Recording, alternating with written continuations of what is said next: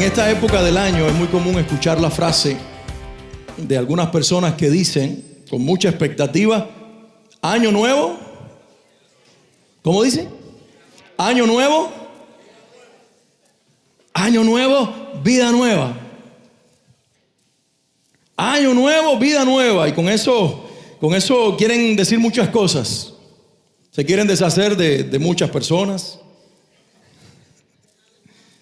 Se quieren deshacer de muchas libras. En fin, hay un montón de cosas encerradas en esa frase. Año nuevo, vida nueva. Sin embargo, yo tengo esta idea bien clara. Desde noviembre 1 del año 1976, yo soy la misma persona hasta el día de hoy. Siempre me he llamado Alex. Siempre he tenido el mismo ADN. Siempre he tenido la misma composición genética, el mismo iris de los ojos, las mismas huellas dactilares. Es decir, ha pasado 39 años desde que nací y soy la misma persona y tengo la misma nueva, la misma vida, año tras año.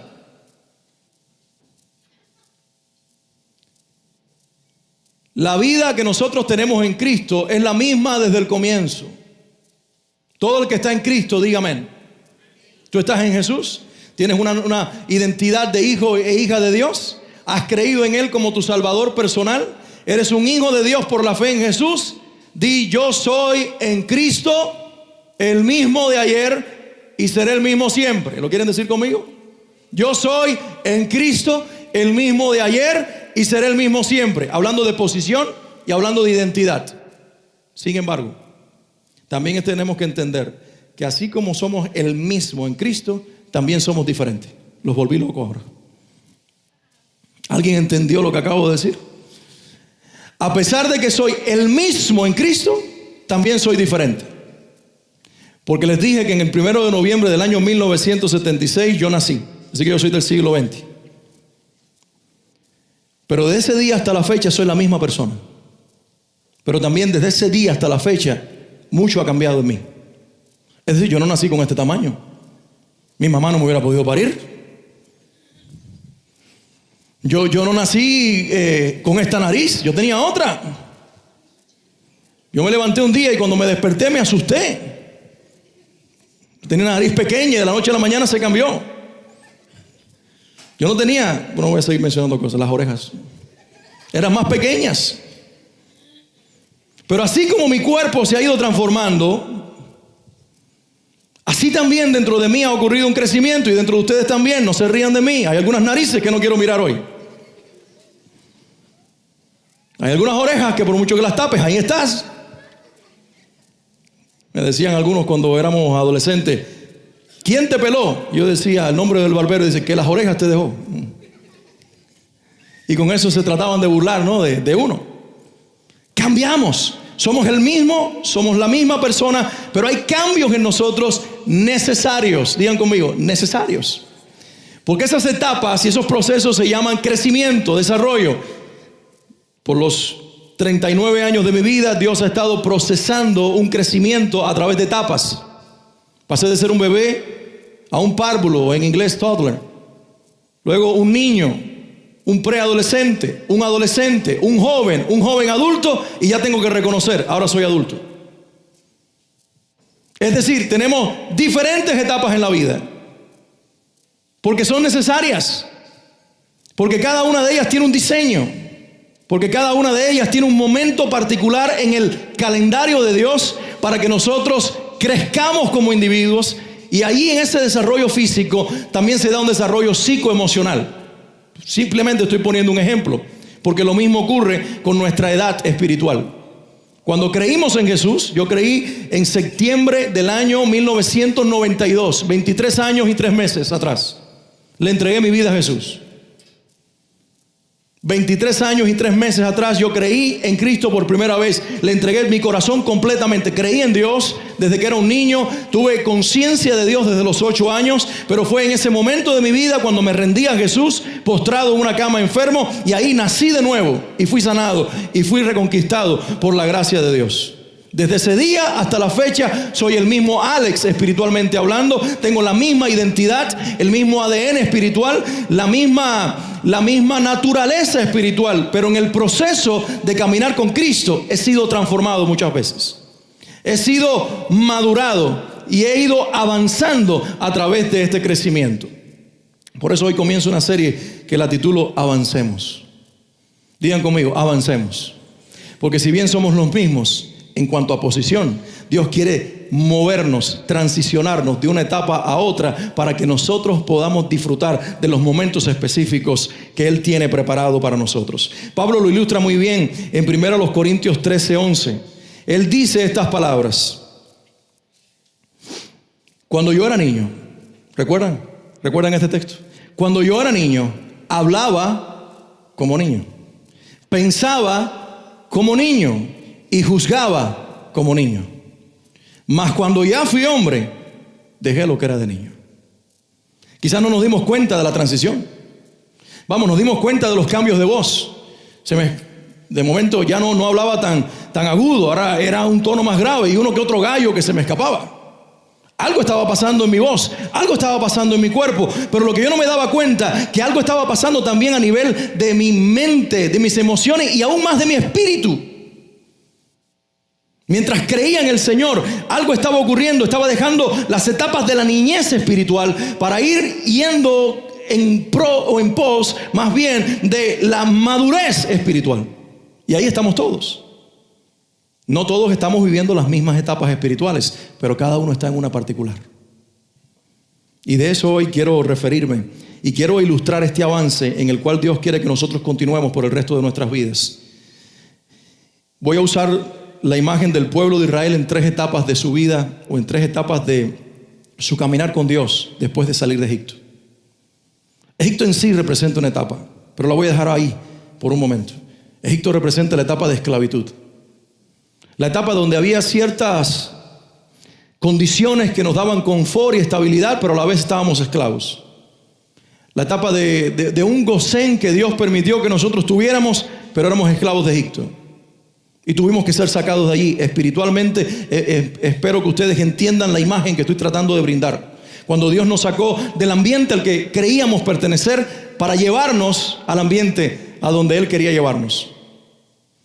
Pero en ese proceso de sacar a Israel bajo el liderazgo de Moisés de Egipto, entonces ellos entran en la primera etapa que quiero hoy compartir con ustedes, etapas de avance. La primera etapa es la etapa del desierto. Digan conmigo, el desierto. Lo menos que se imaginaba Israel, que cuando ellos pasaran las aguas del Mar Rojo y llegaran a tierra seca, lo que les esperaría era un desierto por 40 años. ¿Quién quiere ser sacado de una tierra fructífera? De una tierra donde sí eres esclavo, pero tienes una casa, donde hasta cierto punto posees una tierra que se llama Gosén, donde tienes ollas de carne, como más tarde los judíos le dijeron a Moisés: queremos regresarnos a Egipto porque allá teníamos comida en abundancia. ¿Quién quiere ser sacado de ese ambiente de cierta estabilidad para ser puesto en un desierto? Digo, ¿quién se hace voluntario? Si nos ofrecen ahora un crucero por el Caribe, o mejor aún por el Mediterráneo, yo sé que muchos de ustedes en un solo pie, como Juan Luis Guerra. Pero si te dicen, has sido escogido para ir al desierto y vivir allí los próximos 40 años de tu vida, sin reservas de comida, sin dinero, sin poder tener tiendas para cambiarte de ropa, sin agua garantizada todos los días para bañarte y beber, ¿quién quiere ir ahí? Nadie quiere ir, pero Israel fue puesto en ese lugar no incidentalmente, fue puesto allí intencionalmente. Israel es una imagen de nosotros espiritualmente hablando, porque más tarde en la carta a los Hebreos, el Señor usa la idea del pueblo de Israel finalmente entrando a la tierra prometida como entrando al reposo, y hace un paralelo de nosotros y habla de que nosotros en Cristo hemos entrado a un reposo eterno. Así que hay mucho vínculo o mucho paralelo entre el Israel físico y la iglesia, que también es movida, transicionada y es llevada a avanzar en diferentes etapas. Y dentro de esas etapas, en el diseño divino, está el desierto. Digan todos conmigo, el desierto. Nadie quiere ir al desierto, pero el desierto es necesario. Suanli y yo no teníamos idea en el año 1999 cuando salíamos en un avión de Mexicana de Aviación, que ya no existe la aerolínea, e íbamos rumbo a la Ciudad de México sin saber como Abraham a dónde íbamos, solamente el nombre de la persona que nos esperaba, que cuando llegamos al aeropuerto no estaba, se había ido a Chihuahua. Y yo llegué con mi ropa del Caribe, mangas cortas, un chalequito allí más o menos para impresionar, como si tuviera abrigo. No tenía ni abrigo. Y cuando llegamos había 0 grados en pleno noviembre de aquel año. Y nosotros no sabíamos que lo que íbamos a vivir en ese proceso era un desierto. Nosotros no sabíamos que iban a darse ciertas situaciones donde iba a haber muchas personas desinformadas en relación a nosotros y nos tocaría hasta dormir en el piso, en el frío de aquella ciudad, y no tener con qué taparnos, sino con nuestras propias ropas y con nuestros propios cuerpos por algunos días, y no tener garantizada la comida, el dinero, no tener nada garantizado, simplemente vivir agarrados de la mano de Dios y confiar que Él iba a proveer mientras le servíamos. Y mientras ayudábamos a pastorear una iglesia, que no era tampoco algo fácil, en un país desconocido, en una cultura distinta. Era un desierto. Nosotros no planificamos ir allí. Nosotros entramos ahí, sí tomamos la decisión, le dijimos que sí al Señor, pero no sabíamos a dónde Dios nos llevaba. Nos llevaba a un desierto. ¿Por qué razón? Te voy a decir 3 cosas por las cuales el desierto es necesario. Tal vez estuviste ahí en el 2015. Y en lugar de resentirte con Dios, tienes que entender que Dios te puso allí para hacerte crecer. El desierto tiene 3 cosas que nos ayudan. En primer lugar, tiene la capacidad de despojarnos del apego sentimental que todavía tenemos con Egipto. Israel sale, y cuando sale al desierto, dicen los expertos en sus cálculos que en más o menos 40 días ellos hubieran recorrido el desierto y hubieran llegado a las inmediaciones de la tierra prometida. Pero lo que podía haber sido una trayectoria de 40 días demoró 40 años. Porque cuando Israel sale, en lugar de darle gracias a Dios, ellos comienzan a mirar hacia atrás. Ellos comienzan a mirar a Egipto. Ellos comienzan a añorar lo que tenían en un lugar donde eran esclavos. Ellos son los cubanos que salen de Cuba y dicen: yo en Cuba estaba mejor. Y hasta ahí estaban, como un amigo que tenía cuando era niño, que él tenía un amigo imaginario que se llamaba Yodale Pedale. Porque lo único que hacía Yodale Pedale era dar pedales a las bicicletas, mover la bicicleta. Estaba traumatizado aquel niño con las bicicletas. Y ahora vienes aquí, tienes un Transportation del año 90 y tanto, hasta del año 2000, y te estás quejando cuando antes tenías una miserable bicicleta. Ahora te quejas del hamburger de McDonald's. Y un montón de cosas más. Porque hay un apego emocional a donde pertenecías. A los lugares físicos, pero también a los lugares espirituales. O a los ambientes espirituales. Tú tienes que ser llevado al desierto para ser removido y ser quitado de ti todo lo que añoras de la vida que tenías cuando no estabas en Cristo. Porque hay algunos que son cristianos y oyen la música de cualquiera que sea. Y entonces dicen: ¿te acuerdas cuando nosotros bailábamos en los carnavales? ¿Y te acuerdas cómo celebrábamos el año con lechón y cerveza? Y comienzas a rememorar aquellos momentos de tu vida cuando había ciertas dinámicas que terminaban en tragedia familiar, en pleitos, en peleas, pero tú por un momento silencias ese recuerdo, acallas ese recuerdo, tapas ese recuerdo y te enfocas en lo que te producía placer. Esas son las calderas, esas son las ollas llenas de carne, esos son los momentos de placer que Satanás es muy astuto en revivir en ti para querer que tú regreses a Egipto. Porque él sabe que aunque estás en el desierto, te espera una tierra prometida. El desierto tiene la capacidad de despojarte del apego sentimental que todavía tienes con Egipto, porque o te quedas tendido en él o avanzas hacia adelante. Muchos quisieron regresar en días de Moisés y no entendían que ellos soportaban el calor del día porque había una columna de nubes encima que Dios puso. Y tampoco entendían que podían soportar el frío porque Dios ponía una columna de fuego en la noche para calentarlos. Y cuando se salían de aquella atmósfera, quedaron sus restos allí. Y tal vez todavía haya restos de cadáver de personas que murieron en aquellas arenas del desierto siendo llamados a la tierra prometida porque añoraban Egipto. Hay muchos en nuestro caminar cristiano que se han quedado tendidos en las arenas del desierto porque quisieron regresar a donde estaban, a donde ellos creían pertenecer, y se olvidaron que ahora tenían una identidad nueva y una tierra prometida como garantía. Nosotros no sabíamos cuando hace 7, 8 años atrás salíamos a fundar esta iglesia que nos esperaría un desierto, que andaríamos como nómadas en varios lugares hasta llegar temporalmente a este lugar. No sabíamos las dinámicas que viviríamos, lo incómodo del desierto. No nos imaginábamos que algunos en el desierto serían como Janes y Jambres que provocaron a Moisés. No nos imaginábamos que algunos quedarían tendidos en las arenas del desierto, pero Dios diseñó este desierto para hacer crecer esta iglesia y madurarla espiritualmente. Dale un aplauso a Jesús, únete al que está aplaudiendo y dale la gloria a Dios. En el desierto Dios nos enseña, por si estás tomando nota, escriban allí, en el desierto Dios nos enseña a valorar lo más valioso que poseemos. Los judíos tuvieron por 40 años la misma ropa puesta.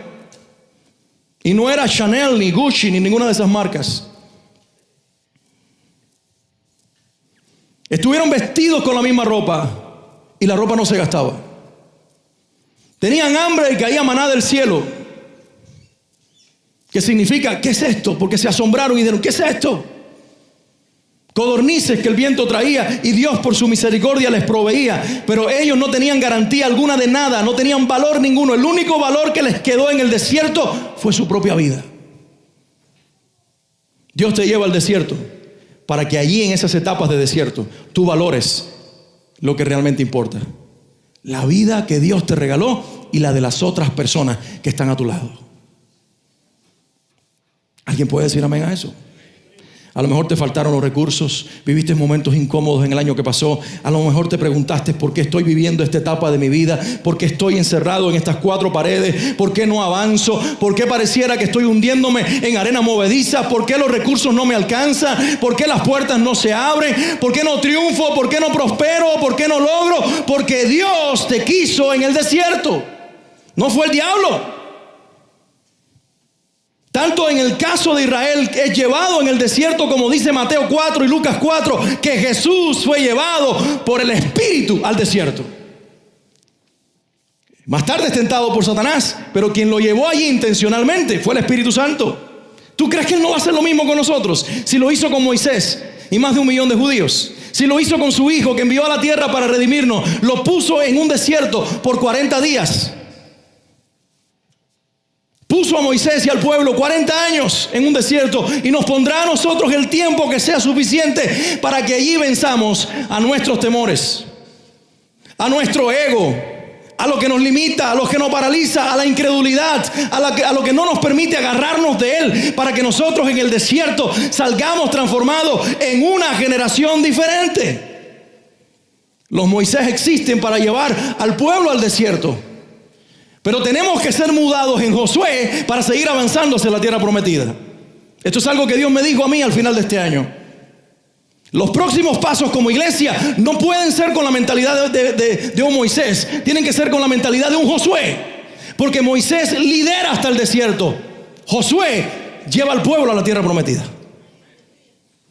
Y si tú quieres que Dios te transicione y te avance en esta vida cristiana, tú tienes que entender en qué hombre Dios te quiere mudar. ¿En qué mujer Dios te quiere convertir? Por tercera cosa que Dios nos muestra en el desierto, nos muestra su poder. Digan conmigo, su poder. Porque es en el desierto donde el maná cae. Es en el desierto donde las codornices caen. En el desierto la ropa no se gasta. En el desierto sale agua de la peña sobrenaturalmente. En el desierto las picaduras de la serpiente son conquistadas por una serpiente de bronce que Dios levanta, y el que mire a ella será sanado. En el desierto hay una columna de fuego en la noche y una columna de nube en el día. En el desierto el lugar tiembla, la voz de Dios se escucha y la ley de Dios es dada. En el desierto Dios manifiesta su poder. En el lugar que menos parezca, allí está el poder de Dios. Es en el desierto donde con su palabra Jesús destruye a Satanás. Está débil físicamente, ha estado en ayuno de 40 días, no ha comido nada. El diablo lo tienta, Satanás lo tienta, y él vence al diablo cumpliendo la profecía de Génesis 3:5. La simiente de la serpiente herirá el calcañar de la simiente de la mujer, la cruz. Pero la simiente de la mujer le herirá en la cabeza y será una herida mortal que no sanará jamás. Y todo comenzó en un desierto. Así que si tú estás en el desierto, no te resientas con Dios por estar ahí. No te resistas al desierto. Vive el desierto. Disfruta el desierto. Crece en el desierto. Mira a Dios detrás de cada circunstancia en el desierto. Porque detrás de esa experiencia que vienen entonces las demás etapas necesarias en la vida de los cristianos. Algo poderoso para los israelitas: no hubo ninguno que se mantuvo la voluntad de Dios que se enfermó. No hubo mujer estéril en el campamento de Israel. Es decir, algo sobrenatural estaba sobre ellos en el desierto. El desierto tiene dinámicas muy particulares. Dios cuida sobrenaturalmente a los que están en el desierto mientras los procesa y los lleva a otras etapas necesarias de la vida. Digan conmigo: el desierto es un diseño de Dios para transformarme y para prepararme para lo que viene luego. La segunda etapa la llamo la etapa de la preconquista. Porque algo curioso ocurrió. El libro de Deuteronomio, creo que Levíticos también menciona, y por supuesto Josué en el capítulo 1 a partir del versículo 12 habla de 3 tribus que poseyeron una tierra, un territorio bastante limitado, donde no podían vivir las otras tribus restantes. La tribu de Rubén, la tribu de Gad y la tribu de Manasés. Ellos poseyeron la tierra antes de cruzar el Jordán. Cuando ellos salen del desierto bajo el liderazgo de Josué, la tierra inmediata antes de cruzar el río Jordán la poseen, pero una tierra pequeña. Era un territorio estrecho para que 12 tribus vivieran allí. Y el Señor le dice: esta es la tierra, le dice a Moisés antes de morir, esta tierra le pertenece a la tribu de Rubén, al pueblo de Gad y a la media tribu de Manasés. Ellos poseerán este pedazo de tierra. Y eso es una preconquista, porque no habían conquistado toda la tierra prometida, pero ya tenían un pedazo de tierra. No cabían todos en aquel lugar, pero tuvieron que acomodarse antes de cruzar el Jordán. Y fue necesario por algunos días y semanas antes de entrar a la conquista definitiva. Eso se llama preconquista. Digan todos conmigo: preconquista. La preconquista existe y Dios la diseña para permitirte entender que tú estás entrando en momentos donde comienzas a alcanzar cosas que antes no habías alcanzado. La preconquista existe para que tú entonces pongas tu pie sobre cierta tierra que ya es parte del cumplimiento de lo que Dios te dio. En los días de Jesús, Él preconquistó antes de conquistar. ¿Cómo te lo explico? Cuando Él, después de toda una noche de orar, baja y escoge 12 discípulos, ahí está preconquistando el corazón de los hombres. Cuando la Biblia dice que hubo 500 discípulos que fueron testigos de la resurrección de Jesús, pero que ya eran creyentes antes de que Él muriera, eso quiere decir que Él preconquistó el corazón de cientos de personas.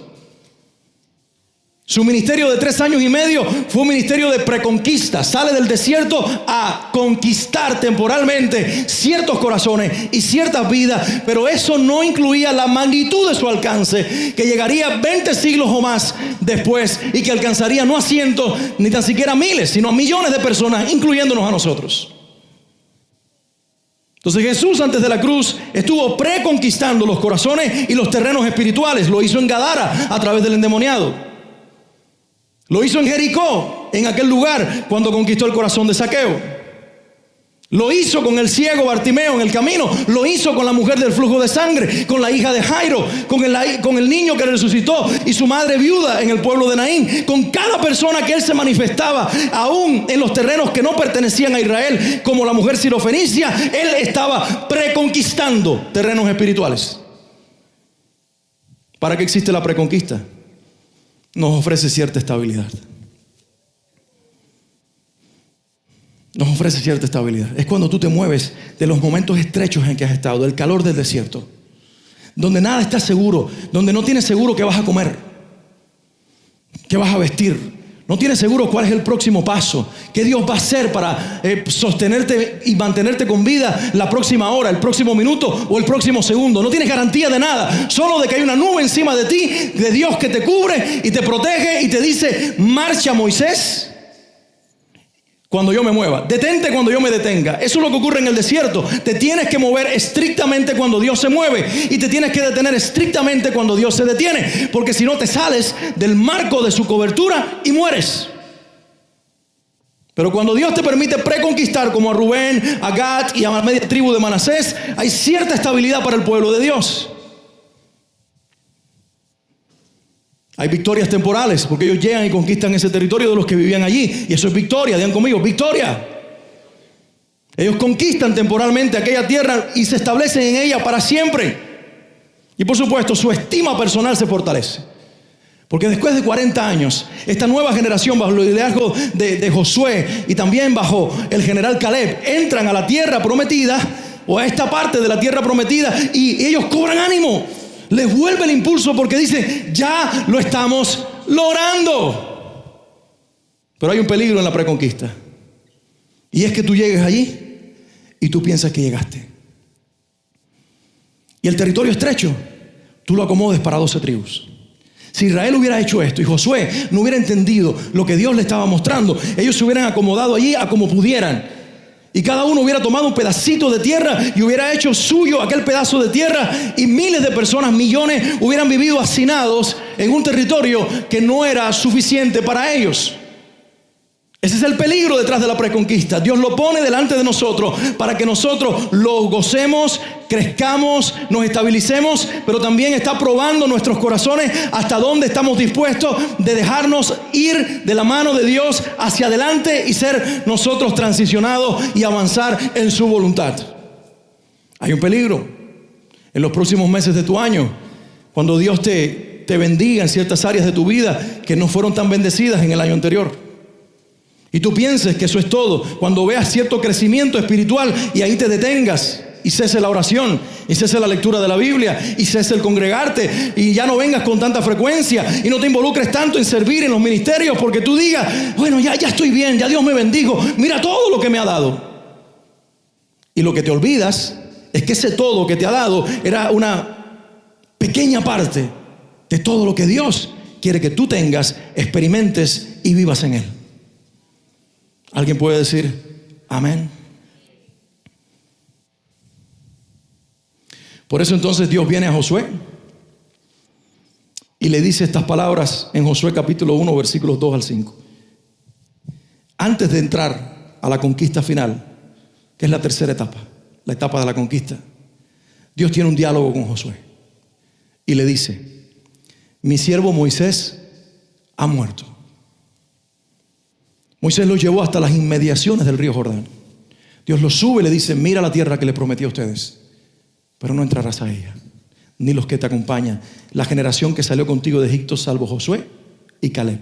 Ellos tomarán a los jóvenes de 20 años hacia abajo y con ellos poseerán la tierra.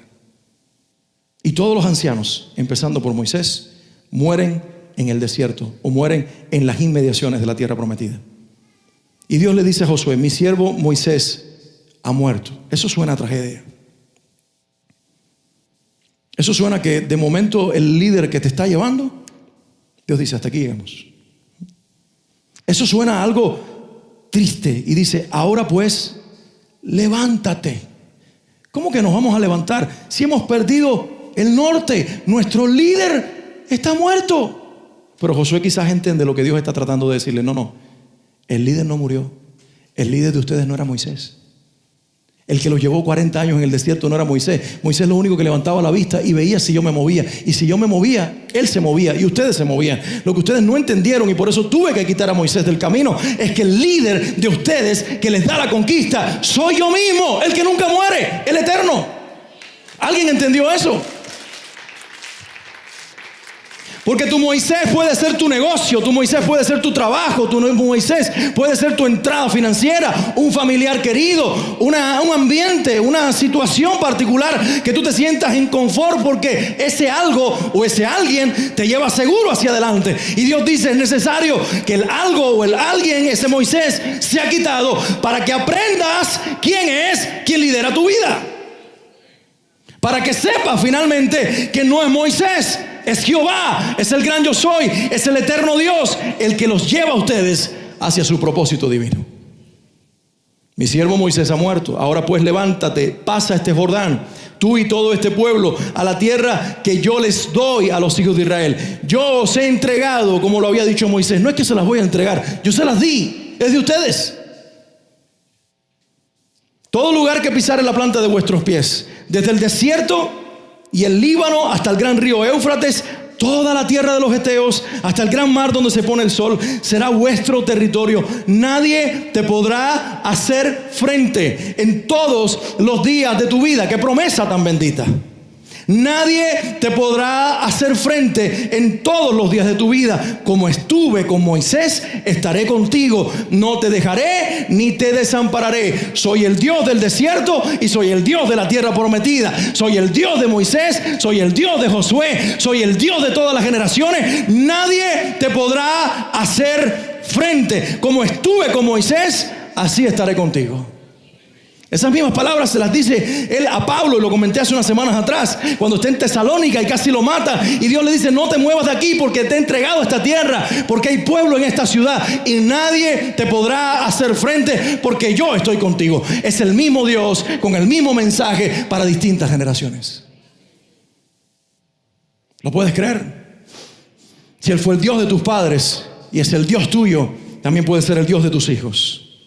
Tal vez algunos vivieron en el desierto y otros vivirán en las inmediaciones de la tierra prometida, pero otros serán llevados a experiencias que nosotros tal vez no vivamos, pero bendito Dios por usarnos para preparar el camino. Porque al final del día el propósito es lineal y es intergeneracional. Y es algo que Dios quiere que ganemos como iglesia. Una mentalidad de que no se trata de nosotros, que se trata de su propósito. Y esto tiene que ver con nosotros, con los que vinieron antes, pero con los que vienen después. Y los muchachos que están creciendo en el ambiente de nuestra iglesia van a experimentar y van a vivir cosas que nosotros no vivimos en nuestras atmósferas y ambientes espirituales anteriores, porque no estábamos en el desierto.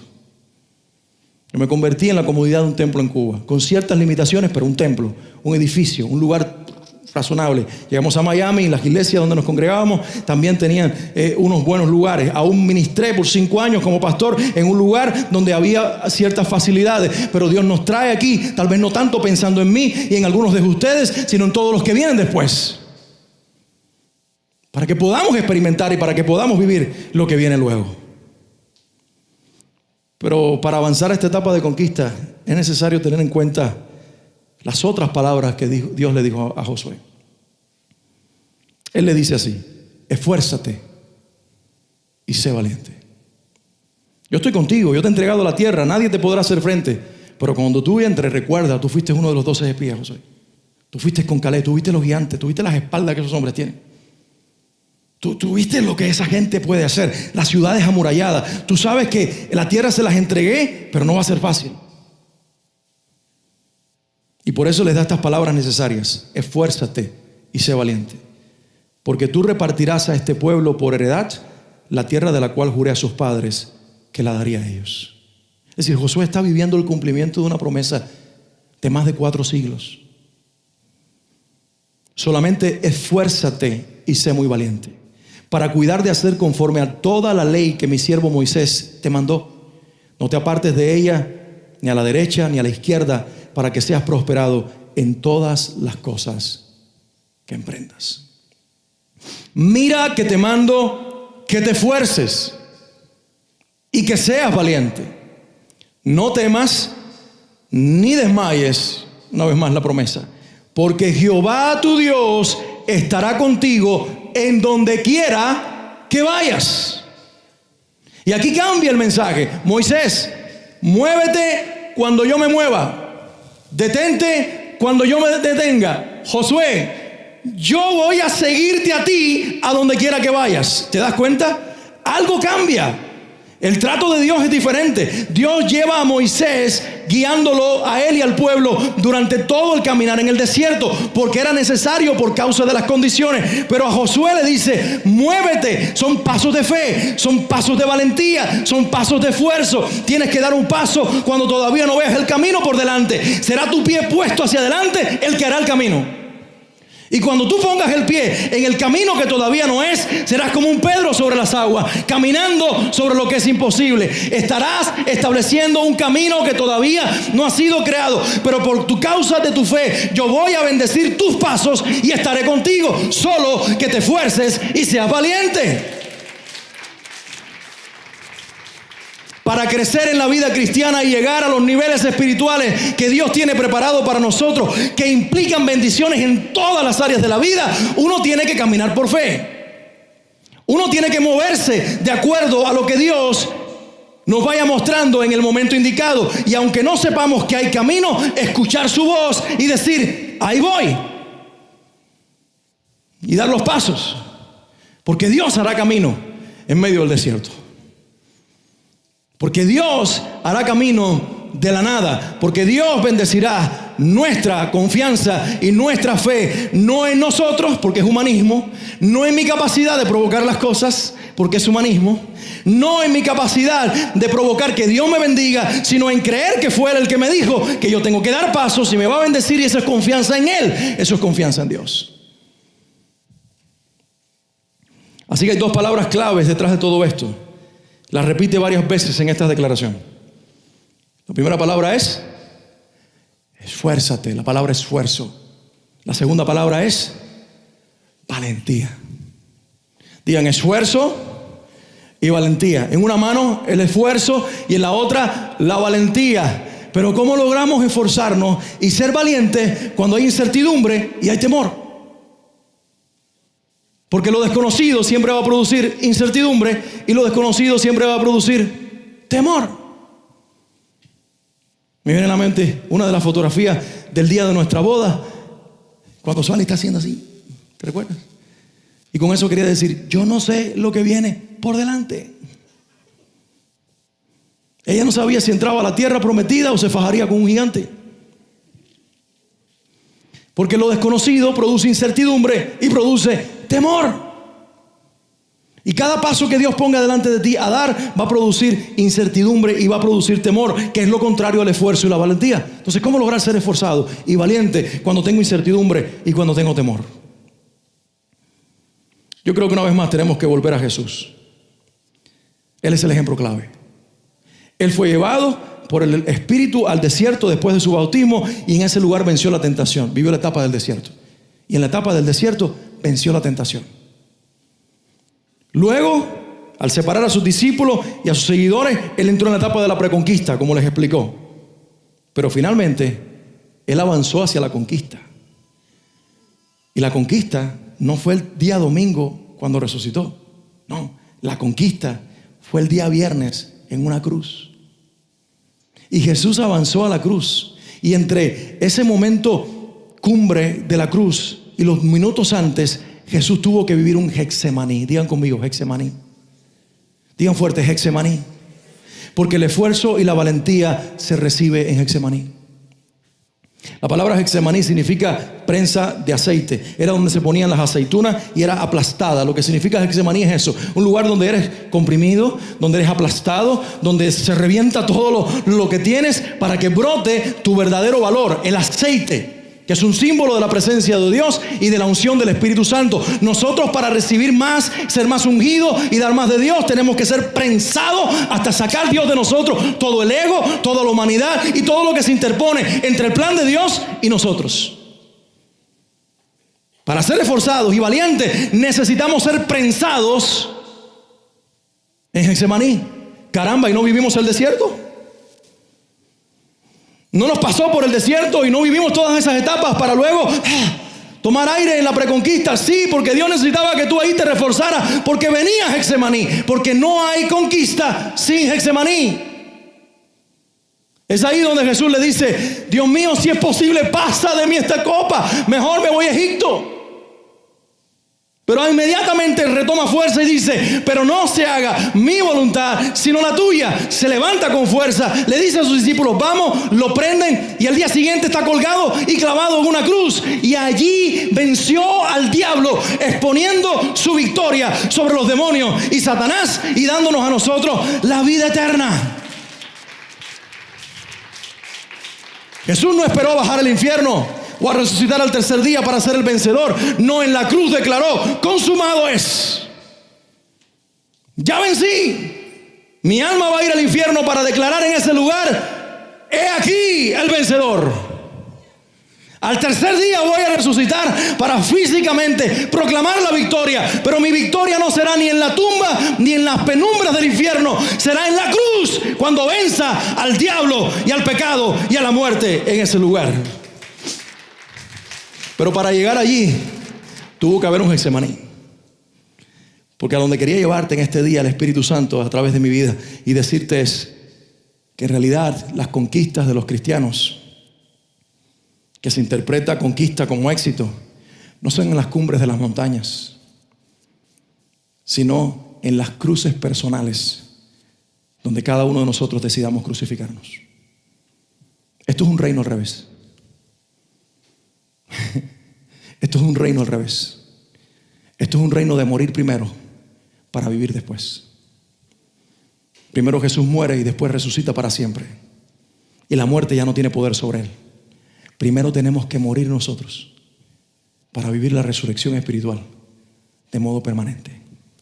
Por eso Pablo lo interpreta muy bien y dice en Gálatas 2:20: con Cristo estoy junto, crucificado. Cuando Pablo dijo esas palabras, ¿saben qué estaba diciendo? He avanzado a la conquista. Porque lo primero que tiene que conquistar el Hijo de Dios es el yo, es el ego. Y clavarnos a nosotros mismos en la cruz de la entrega y de la rendición personal. Y clavarnos allí, no hoy, sino día tras día de nuestras vidas, para gozar de un ambiente de conquista. Porque si no, tu vida te va a estar traicionando continuamente. Pero porque estás en Cristo crucificado, aun cuando cometas errores, vas a tener la sensibilidad espiritual de volver a la cruz, de ser perdonado, de ser restaurado o restaurada, de ser levantado y continuar tu camino en pos de la victoria que el Señor nos ha prometido a los que confiamos en Él. ¿Alguien puede decir amén? No escucho muchos aleluyas, porque ahora se trata de que nuestra victoria está en una cruz. De que nuestra victoria está en la rendición personal. Algunos dicen: dame la victoria sobre este conflicto para yo ganarle a esta persona. Y el Señor dice: ríndete, entrégate. Demuéstrale a mi mujer quién manda en esta casa. Y el Señor le dice: sí, ríndete tú para que ella pueda ver que quien manda soy yo. Ríndete tú, mujer, sométete como yo te lo he dicho, porque sometiéndote a tu marido en realidad me estás obedeciendo a mí. Y en esa muerte de tu yo, de tu ego, estás ganando y estás venciendo. Porque en el reino de Dios, cuando se pierde, se gana. En el reino de Dios, cuando se pierde, se gana. Si perdemos más de nosotros para ganar más de Cristo, eso es victoria. Por eso Pablo dice en Filipenses: para mí el vivir es Cristo y el morir es ganancia. Ya sea del morir físico como del morir espiritual. En este año 2016 estarás siendo transicionado, estarás avanzando en las etapas de la vida cristiana. Dios te quiere llevar hacia la madurez. Dios te quiere llevar hacia la etapa de conquista, para que en ese lugar tú voluntariamente te crucifiques a ti misma, te crucifiques a ti mismo, domines el yo, el ego y todo lo que comparte o compite con la voluntad de Dios, para vivir una vida de rendición al Señor. Porque los rendidos son vencedores.